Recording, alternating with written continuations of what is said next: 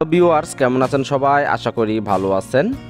Google ড্রাইভে ছবি এবং ভিডিও কিভাবে রাখবেন আজকের ভিডিওতে সেই প্রসেসটাই দেখাবো। আপনার মোবাইল যদি হারিয়ে যায় বা নষ্ট হয়ে যায় চিন্তা নেই, অন্য মোবাইলে জিমেল লগ ইন করলেই আপনার ছবি এবং ভিডিও ফিরে পাবেন। তো চলুন কথা না বাড়িয়ে ভিডিও শুরু করা যাক। আপনি প্রথমে চলে যাবেন, আপনার মোবাইলে এরকম একটা অপশন দেখতে পাবেন ড্রাইভ, সে ড্রাইভে চলে যাবেন। আর এই ড্রাইভ যদি আপনার মোবাইলে না থাকে তাহলে প্লে স্টোর থেকে আপনারা ডাউনলোড করে নেবেন। তো আপনি চলে যাবেন এই ড্রাইভে, আমি ড্রাইভে ক্লিক করে দিলাম। ড্রাইভে ক্লিক করার পর এরকম একটি ইন্টারফেস শো করবে। আপনার মোবাইলে যদি জিমেল লগ ইন থাকে তাহলে কিন্তু এই সরাসরি এরকম একটি ইন্টারফেস শো করবে। আর যদি লগ ইন করা না থাকে তাহলে এই যে কর্নারে এখানে আপনারা ক্লিক করে জিমেল আইডি লগ ইন করে নেবেন। আমার লগ ইন করা আছে।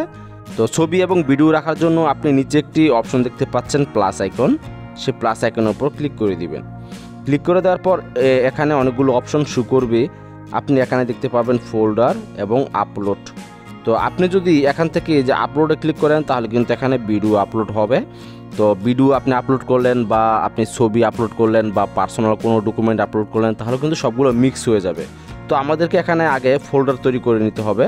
তো ফোল্ডার তৈরি করার জন্য এখানে এই যে ফোল্ডার নামে একটু অপশন দেখতে পাচ্ছেন, সেই ফোল্ডার অপশনের উপর ক্লিক করে দিবেন। ক্লিক করে দেওয়ার পর এখানে আপনি ফোল্ডার লিখবেন। যদি আপনি ছবি রাখতে চান তাহলে ফটো লিখবেন। আমি ফটো লিখলাম। ফটো লেখার পর এই যেখানে ক্রিয়েট একটি অপশন দেখতে পাচ্ছেন, এই ক্রিয়েট অপশনে ক্লিক করবেন। ক্লিক করার পর আমাদের ফোল্ডার তৈরি হয়ে গেল ফটো। তো এখন আমরা ভিডিও রাখবো। ভিডিও রাখার জন্য ভিডিও ফোল্ডার তৈরি করব। সেজন্য এই যে প্লাস আইকন দেখতে পাচ্ছেন, সেই প্লাস আইকনে ক্লিক করে দিবেন। ক্লিক করে দেওয়ার পর সেম একই কাজ, এই ফোল্ডারে ক্লিক করবেন। ক্লিক করার পর এখানে লিখবেন ভিডিও।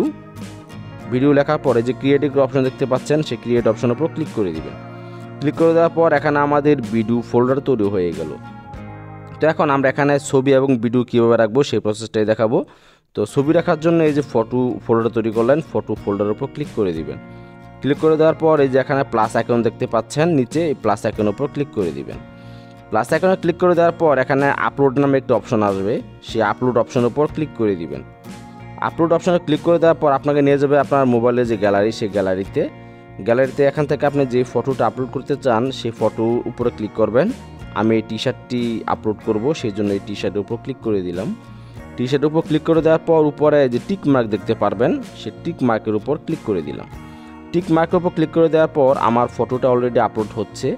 তো আপনাদের কিন্তু নেট কানেকশন থাকতে হবে, আপনাদের মোবাইলে নেট কানেকশন দিয়ে নেবেন। এখন দেখুন আমার ফটোটা অলরেডি আপলোড হয়ে গেছে। সো আমি এখন ব্যাগে চলে যাব। ব্যাগে চলে গিয়ে আবার দেখাবো যে ছবিটাকে আপলোড হয়েছে কিনা। আমি ব্যাগে চলে আসলাম। চলে আসার পর এখানে দেখুন এই যে ফটো ফোল্ডার, সেই ফটো ফোল্ডারের উপর আবার ক্লিক করে দিলাম। ক্লিক করে দেওয়ার পর দেখুন আমার ফটোটা অলরেডি আপলোড হয়ে গেছে। তো সেম পজিশনে কিন্তু আপনারা এই যে ভিডিও, এভাবে কিন্তু ভিডিও আপলোড করতে পারবেন। ভিডিও ফোল্ডারের ভিতর ঢুকবেন, ঢোকার পর আপনারা প্লাস আইকনে ক্লিক করবেন। ক্লিক করার পরে যে আপলোডে ক্লিক করবেন, ওইরকম সেম পজিশন আপনারা ভিডিও আপলোড করতে পারবেন।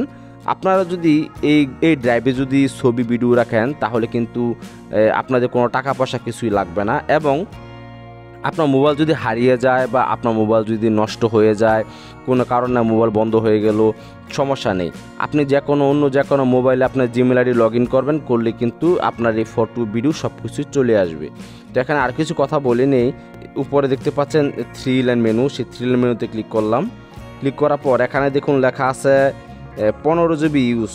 আপনি এখানে হাইস্ট 15 জিবি পর্যন্ত ছবি ভিডিও আপনার যা ইচ্ছা তাই রাখতে পারবেন।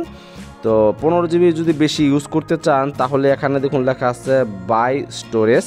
তো বাই স্টোরেজ কাজ হলো, আপনি এখানে বাই স্টোরেজে যদি ক্লিক করেন তাহলে কিন্তু আপনাকে এই জিবি কিনতে হবে। 15 জিবি বেশি ইউজ করতে চাইলে আপনি বাই স্টোরেজে ক্লিক করে এখান থেকে জিবি কিনে নেবেন। জিবি কেনার জন্য আপনার কাছে ডলার থাকতে হবে। সো আপনি ফ্রিতে 15 জিবি পর্যন্ত আপনি ইউজ করতে পারবেন এই গুগল ড্রাইভে। তো ভিডিওটি আজ এ পর্যন্তই। ভিডিওটি দেখে যদি একটু উপকৃত হন তাহলে অবশ্যই চ্যানেলটি সাবস্ক্রাইব করবেন এবং ভিডিওটি একটি লাইক দিবেন। ধন্যবাদ।